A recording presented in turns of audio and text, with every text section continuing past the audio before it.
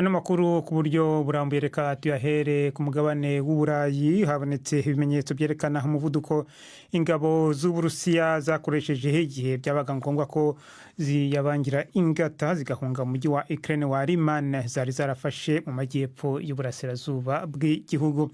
Ingabo za Ukraine zishubije kuwa gatandatu uwo mujyi wafatwaga nk'ahantu hakomeye hakusanyirizwaga ibikoresho by'ingabo z'Uburusiya zigaruriye ubutaka bwa Ukraine. Umunyamakuru wa BBC wageze muri uwo mujyi yabonye imirambo y'abasirikare b'Uburusiya ikiri iruhande rw'imihanda hamwe n'ibikoresho byatawe n'umurongo w'imodoka za gisirikare zatwitswe zose. Abahatuye bavuga ko hari igihe hari abasirikare b'Uburusiya 5,000 muri uwo mujyi, benshi rero birasa nkaho babashije guhunga. Twerekeze ku mugabane wa Aziya. Leta Zunze Ubumwe za Amerika, Korea y'Epfo n'Ubuyapani byose byakoresheje imyitozo ya gisirikare mu kwihimura kwigerageza igisasu cya misile cya rutura cya Korea ya ruguru yarashe ikinyujije hejuru y'Ubuyapani ku nshuro ya mbere mu myaka 5 ishize. Igisirikare cya Korea y'Epfo kivuga ko iyo myitozo yerekana ubushake ibyo bihugu bifite mu gusubizanya ingufu ibikorwa by'ubushotoranyi bya Pyongyang. Uku akaba hano ko Minisitiri w'Ingabo w'Ubuyapani abibona. Niwo bwa mbere Korea ya ruguru irasa igisasu nk'icyo ku birometero 4,500. Bitumye ikirwa cya Amerika cya Guam n'ibikorwa remezo bya gisirikare bihari bishobora gushyikirwa n'icyo gisasu. Tugiye ku mugabane wa Afrika, umuhungu wa perezida wa Uganda Lieutenant General Muhoozi Kainerugaba yavanywe ku mwanya w'umugaba w'ingabo zirwanira ku butaka ariko azamurwa mu ntera agirwa general wuzuye, akaba ariryo pete riruta ayandi mu gisirikare cya Uganda. Yagumye ku mwanya w'umujyanama wa perezida mu bikorwa bya gisirikare bidasanzwe. Ntabwo bizwi niba ibi hari isano bifitanye n'ubutumwa yashyize ku rubuga rwa Twitter byakuruye impaka mu minsi 2 ishize. General Kayanja Muhanga wayoboye ingabo za Uganda mu butumwa muri Somalia, akaba anayoboye ingabo za Uganda mu bikorwa byo kurwanya inyeshyamba za ADF muri Repubulika ya Demokarasi ya Kongo, yagizwe umugaba w'ingabo zirwanira ku butaka. Ni inkuru ya Precious Atuhaire ugezaho na Prime Ndikumagenge. Si ubwa mbere uwo muhungu wa perezida Yoweri Museveni ibyo yanditse ku mbuga hwaniro biteza impari nyinshi cyane, ariko ubu ibyo General Muhoozi yanditse ku gihugu kibanyi ca Kenya bisa n'ivyarengeje urugero. Mu rukurikirane rw'ubutumwa kuri Twitter ku wa kabiri, General Muhoozi yavuze ko we n'ingabo ziwe vyo basaba indwi 2 zonyene kugira babe bigaruriye umugwa mukuru wa Kenya. Aca aranibaza aho yocaba muri ico gisagara bamaze kugifata. Ntiyagarukiye aho kuko yavuze ko yababajwe n'ingene uwo yita mukuru we wahora ari perezida wa Kenya Uhuru Kenyatta atahinduye ibwirizwa nshingiro kugira yitoze ubugira gatatu, kandi ngo yari gutsinda vyoroshe. Ibyo Muhoozi yanditse byararakaje cyane abanyakenya ku mbuga hwaniro.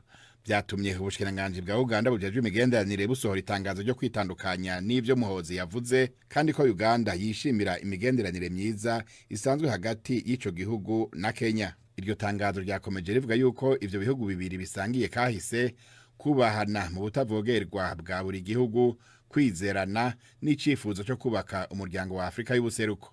Hagati aho uyu munsi nyene Perezida Museveni yaciye aha umuhungu wiwe ipete rya general yuzuye, ariko amuvana mu kibanza cyo gutegeka ingabo zigwanira hasi, ariko Muhoozi yagumye ari umujenama wa se ku bibazo by'ibikorwa bidasanzwe bya gisirikare.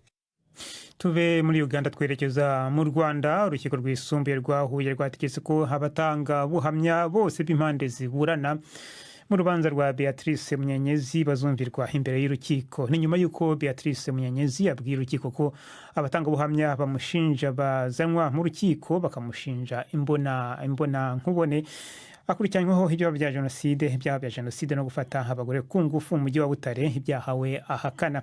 Munyenyezi yirukanywe na Amerika umwaka ushize nyuma yo kumufunga imyaka 10 ku cyaha cyo kubeshya inzego zaho zabinjira n'abasohoka. Ni inkuru y'umunyamakuru wa BBC Yves Bucyana. Mu gihe urukiko rwari rugeze ku munsi wa kabiri wo kumva abatangabuhamya bashinjura Beatrice Munyenyezi, yasabye urukiko kuba ruretse kumva abamushinjura, ahubwo rugaha umwanya abamushinja kugira ngo yumve ibyo bamushinja, abone nuko azabyireguraho, ariko bakanamushinja imbonankubone bari mu rukiko. Abamwunganira Maître Bikotwa na Gashema Felicien bagaragarije urukiko ko kubw'inyungu z'ubutabera abashinja uwo bunganira bazanwa imbere y'urukiko bagatanga ubuhamya bwabo ndetse bagahatwa ibibazo nk'uko urukiko rwari rwabyemeye mu maburanisha yabanje. Bavuga kandi ko batunguwe no kubona mu iburanisha ry'ubushize urukiko ruhera ku batangabuhamya bashinjura bakumva ntacyo byabafasha mu rubanza. Ubushinjacyaha bwo bwavuze ko ibyo uruhande rwa Munyenyezi ruvuga bigamije gutinza urubanza kuko abatangabuhamya bahamagarwa mu rukiko iyo bibaye ngombwa. Umushinjacyaha akavuga ko ubuhamya bwatanzwe mu rwego rw'iperereza buhagije gushingirwaho nk'ikimenyetso ku byaha Munyenyezi ashinjwa. Ikindi kandi ubushinjacyaha bukibaza impamvu Munyenyezi azanye iyi ngingo nyuma y'uko hamaze kumva abatangabuhamya babiri bamushinjura. Kuri izi mpaka urukiko rwisumbuye rwa Huye rwiherereye rugarutse rwanzura ko ku mpamvu z'imigendekere myiza y'urubanza abatangabuhamya uko ari 10 ba buri ruhande bagomba kuza mu rukiko uhereye ku batangabuhamya b'uruhande rw'ubushinjacyaha ku itariki 13 z'uku kwezi. Beatrice Munyenyezi yashinjwe ibyaha 5 birimo ibyaha bya jenoside, gushishikariza abantu kuyikora n'ubufatanyacyaha mu gufata abagore ku ngufu. Ni ibyaha we aburana hakana. Tugume mu karere k'uburasirazuba bwa Afurika. Kenya yatanze uruhushya rwo guhinga no kwinjiza mu gihugu ibihingwa n'ibiryo by'amatungo byahinduriwe kamere, maze ikuraho gutyo icyemezo kimaze imyaka 10 cyabikumiraga kubera impungenge ku buzima bw'abantu. Iki gihugu gihanganye n'ikibazo gikomeye cy'uruzuba rukabije cyane rutari rwaboneka mu myaka 40 ishize, rwatumye abantu babarirwa muri za miliyoni bugarizwa n'inzara. N'inkuru mugezweho na Florentine Kwizera. Leta ya Perezida William Ruto ifata imbuto zihinduriwe kamere canke genetically modified crops nk'inzira yo kugwiza umwimbu. Bavuga yuko igihugu gikeneye imbuto zirinda uruzuba, udukoko twonona ndetse n'ingwara. Hari haciye imyaka nka 10 bibujijwe kwinjiza mu gihugu imbuto zahinduriwe kamere kubera impungenge ko zishobora gutera ingwara. Ningingi itanezereje namba Leta Zunze Ubumwe za Amerika, ari naho izo mbuto zahinduriwe kamere zigwizwa hifashishije ubuhinga bwa none zituruka. Mu kwezi kw'indwi ubutegetsi bwa Joe Biden bwatangaje umugambi mushasha wo gukorana na leta ya Kenya mu birimwo, bakaba biyemeje kwagura ubudandaji mu gisata c'uburimyi n'ubworozi. Mukomeje kumva BBC Gahuza Miryango, muradukurikira kandi kuri Kisoro FM mu majyepfo ya Uganda. Abari mu Rwanda no mu Burundi murakurikira no makuru kuri short waves, naho habaye kuri internet muradukurikira kuri Facebook live. BBC Gahuza Miryango Igoma ni kuri FM 93 n'ibice 8.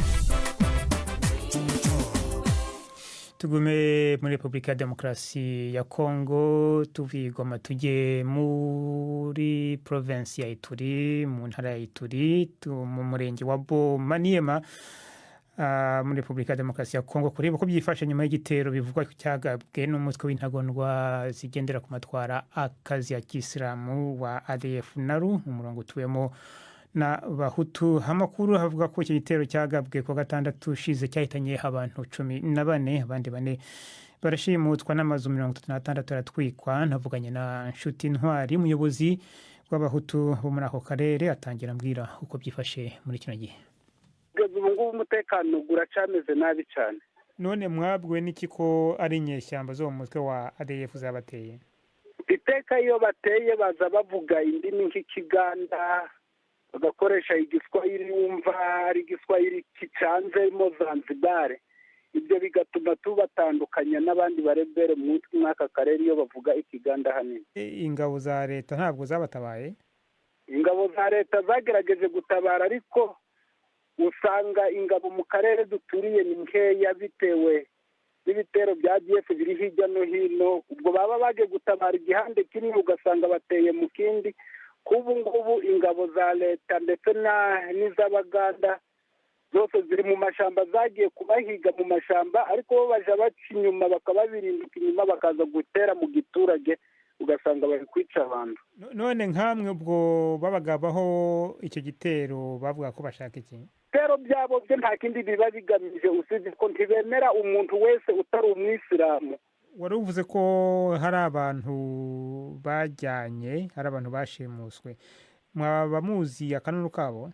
kugeza ubu ngubu nta kanunu kabo tuzi kuko barabajana, iyo ari abana bato babagezayo bakabigisha imirimo yabo ya kisilamu, baba ari abantu bakuru bakabica kuko abenshi babajana bazakoresha imizigo. Abo batwaye ni bantu ki? Bajanye abakobwa babiri ndetse bajana n'utwana tubiri tw'uduhungu. Wari umbwiye ko abantu batewe aho ngaho ari abahutu, ariko tuzi ko mu moko ari aho ngaho nta bahutu tuya twumva barimo. Abahutu turimo, usibye ko amoko gino bwo batwita bakavuga ngo turi abanyabwisha, ariko ubusanzwe turi abahutu duturiye aka karere, nuko batwita ngo ni abahutu b'abanyabwisha. Hari ikintu kidasanzwe cyatumye babibasira cyangwa bibasira abantu aho bageze nta guhitamo? Muri rusange bica uwo ari we wese babonye, ariko kugeza ubu ngubu ubwoko bwacu nibwo bwibasiwe cyane, bitewe n'uko bagerageje gufata abasore bacu ku ngufu babajana muri icyo kiribere cyabo, babagejejeyo baza kwivumbura kuri bo, barwana nabo barabarasa, ndetse imbunda barazibaka bazijanira leta. Uko kuzijanira FRDC birabababaza cyane, ubwo bigatuma noneho bagira umujinya cyane kuri kominote yacu kuko yanze kwihuza nabo. Hari ingamba mwafashe zo kwirinda icyo musaba leta kugira ngo umutekano urusheho kumera neza? Nta kindi twakwikorera, twe twakwishoboza twe ubwacu usibye gutabaza leta ikatwongerera ingabo mu karere. Ko kugeza ubu ngubu abaturage bafite ubwoba cyane kuko abasirikare baracari bakeya cyane. Ntawe twerekeze mu majyepfo ya Afurika. Abagore bakiri bato 13 batabaye muri Zambia nyuma y'amezi arenga 6 barashimuswe n'abantu basabaga ingwate y'amafaranga. Amavideo asaba amafaranga yerekana umwe muri abo bagore harimo akubitwa, akaba yatumye igipolisi gitangira igikorwa cy'ubutabazi, ariko kinanirwa kumenya aho baherereye. Ni inkuru ya Wiros umugezwaho na Hivete Kabatesi. Umuturanyi wafashije gutabara abari barashimuswe yavuze ko yari yicaye mu rugo iwe mu murwa mukuru wa Lusaka areba televiziyo ubwo yumvaga umuntu ukomanga ku gipangu cye akoresheje ibuye. Hanze yahasanze umugore usaba kumufasha, yari amaze kurira urukuta rw'inzu begeranye. Abaturanyi bahise bakoresha ishoka basenya urugi kugira ngo binjire ku mbaraga, batangazwa no gusanga abandi 12 bashimuswe. Akaba ari abagore bari hagati y'imyaka 17 na 26. Ubushimusi ntibwavugwaga muri Zambia kugeza mu mezi 6 ashize, ubwo hari video yasohotse igaragaza umugore witwa Pamela atabaza mu gihe yahatwaga inkoni n'abamushimuse. Na waruzi ko yarafunganye n'abandi bantu 12. Mu burengerazuba bwa Afurika tujye muri Burkina Faso. Intumwa z'umuryango w'ubukungu uhuriyeho n'ibihugu byo muri Afurika y'uburengerazuba CEDEAO zageze muri Burkina Faso, aho ziteganya guhura n'umusirikare uheruka gufata ubutegetsi Ibrahim Traoré. Kapitene Ibrahim Traoré yafashe ubutegetsi kwa gatanu ushize muri kudeta ya kabiri muri uyu mwaka. Imbarutso yayo hakaba hari umutekano muke ukomeje kwiyongera kubera ibitero by'imitwe yitwaje intwaro igendera ku matwara akazi idini ya Islamu. Intumwa za CEDEAO birashoboka cyane ko zijyanywe no gusaba umuyobozi mushya wa Burkina Faso gushyira mu bikorwa gahunda zari zarafashwe mbere zo gukoresha amatora mu mwaka wa 2024.